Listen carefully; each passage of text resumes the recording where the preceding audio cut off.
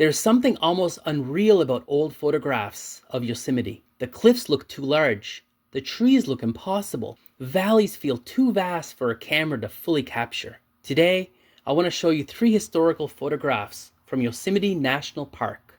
The first photograph shows El Capitan dominating the entrance to Yosemite Valley. And honestly, the scale was difficult to even comprehend. The original card describes the granite wall rising more than 3,600 feet above the river. When you look closely at the photograph, the trees at the base almost disappear against the rocks itself. That's how enormous it is. What fascinates me about early Yosemite photographs is how small humans suddenly become. Modern life almost makes people feel powerful and in control, but Yosemite had an opposite effect. It reminds people of how tiny they really are. The old card also describes Yosemite as a place of wild grandeur, and honestly, that phrase still reflects accurately today. The cliffs, the rivers, the waterfalls, the silence, there's something deeply overwhelming about landscapes like this. The second photograph may be the most dramatic of all. This photograph shows 2 people near the edge of Glacier Point High above Yosemite Valley. And honestly, just looking at this image makes my stomach tighten up a little bit.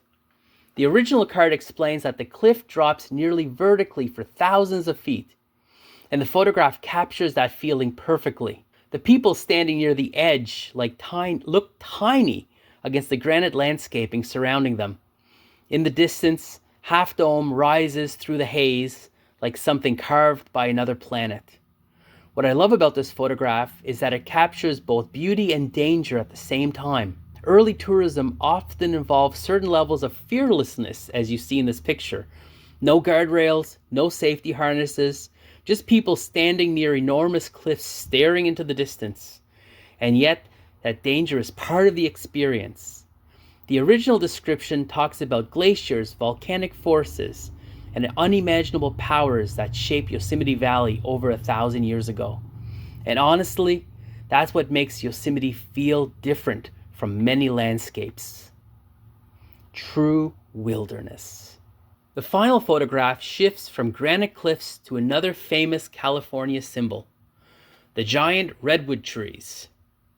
And honestly, this image almost looks fictional. These huge redwood trees are so enormous that an automobile on the road below appears toy-sized.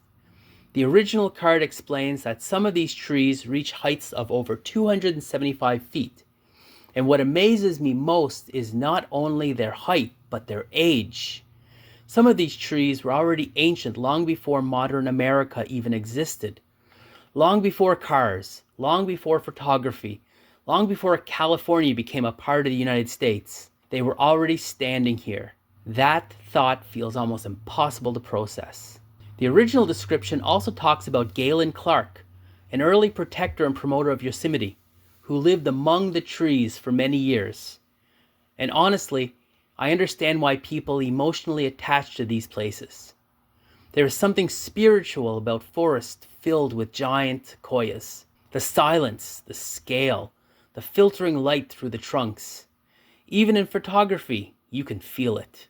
And somehow, the trees make the car feel temporary, not the other way around. And I think all 3 photographs of Yosemite connect through one powerful idea: humility, because Yosemite forces people to confront scale. Cliffs larger than buildings, trees older than nations, valleys carved over unimaginable spans of time. Places like this remind that the world we live in did not just begin with us, and it will continue long after us too.